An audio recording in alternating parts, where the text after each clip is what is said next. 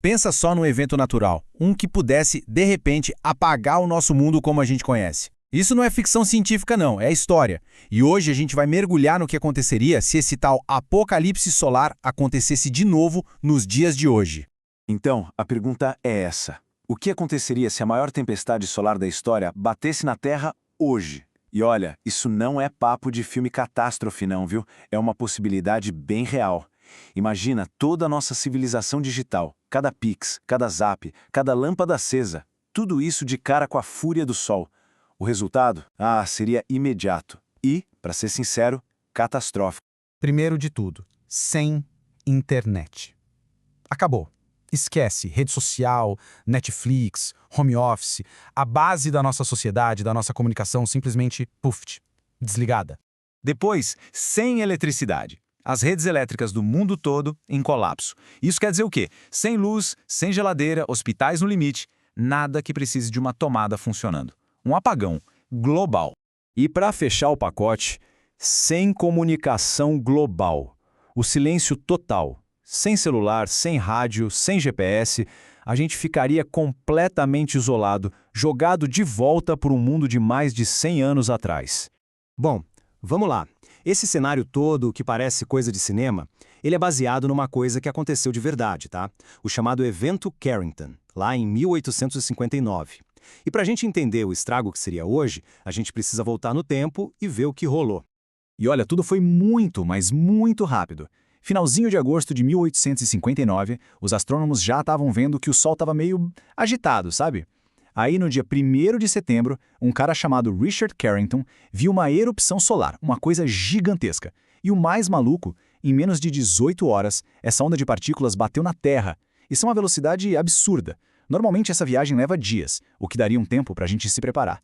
Mas naquela época, não teve aviso nenhum. O que o Carrington viu tem um nome técnico, ejeção de massa coronal, ou CME, na sigla em inglês. Para a gente entender, imagina assim, uma bolha com bilhões de toneladas de gás super quente, tipo um plasma, com um campo magnético próprio, sendo cuspida pelo Sol. Uma coisa monstruosa viajando pelo espaço numa velocidade alucinante. E dá uma olhada nisso aqui para ter uma ideia da escala. Esse círculozinho branco no meio é o Sol. E essa nuvem gigantesca se expandindo por milhões de quilômetros é a tal da CME. Foi uma coisa desse tamanho que acertou a gente em cheio lá em 1859. O primeiro impacto foi um espetáculo de luzes.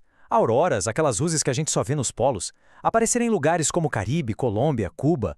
A luz era tão, mas tão forte que os relatos da época contam que dava para ler jornal no meio da noite só com a luz do céu. Tem até história de mineiros que acordaram de madrugada e foram fazer café, achando que já tinha amanhecido. Surreal, né? Só que essa beleza toda no céu tinha um lado bem sombrio.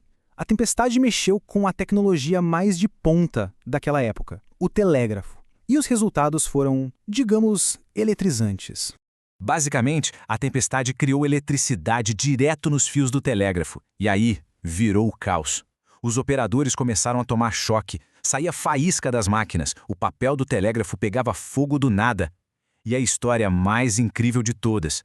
Alguns operadores desligaram as baterias dos aparelhos e continuaram mandando mensagem usando só a energia que vinha da tempestade. Energia de graça, direto do espaço. Então, aqui está o ponto principal. Apesar dessa loucura toda, o mundo de 1859 se recuperou bem rápido. A economia não quebrou nem nada. Por quê?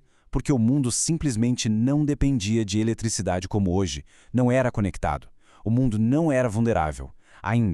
E é aí que a gente chega na pergunta que não quer calar.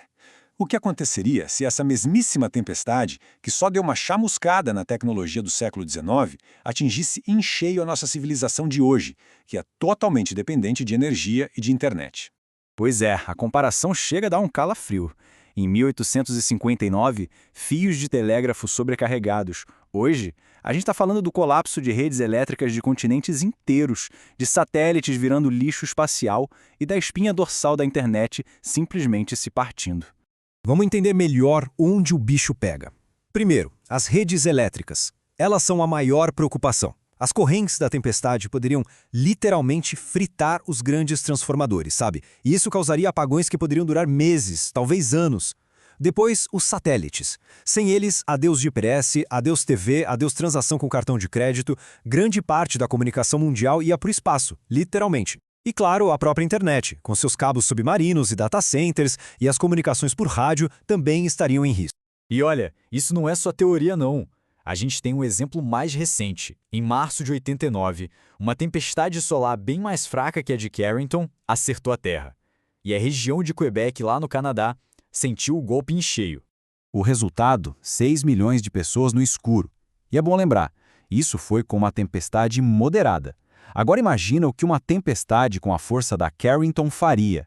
Mas o mais impressionante aqui é a velocidade com que tudo aconteceu. A rede elétrica de Quebec inteira caiu em menos de 2 minutos. O apagão durou 9 horas. Agora, tenta imaginar um evento dezenas de vezes mais forte e numa escala global. Juntando tudo isso, a conclusão é meio inevitável. A questão não é se uma tempestade como a de Carrington vai acontecer de novo. A questão é quando. E por pouco não aconteceu de novo, bem recentemente. Em 2012, uma CME tão forte quanto a de 1859 cruzou o caminho da Terra. A gente deu sorte, muita sorte. O nosso planeta tinha passado por aquele exato ponto no espaço só 9 dias antes. Foi um quase. E mesmo com toda a tecnologia que a gente tem hoje para ficar de olho no Sol, o tempo de aviso seria curtíssimo. Da hora que a gente detecta a explosão no Sol até o impacto aqui, na melhor das hipóteses, a gente teria algumas horas de aviso. Algumas horas para se preparar para um evento que pode mudar nossa civilização para sempre. E isso tudo leva a gente para uma pergunta final, que é bem inquietante. Será que a nossa sociedade, que depende tanto mais tanto da tecnologia, está preparada para algo que é, no fim das contas, inevitável?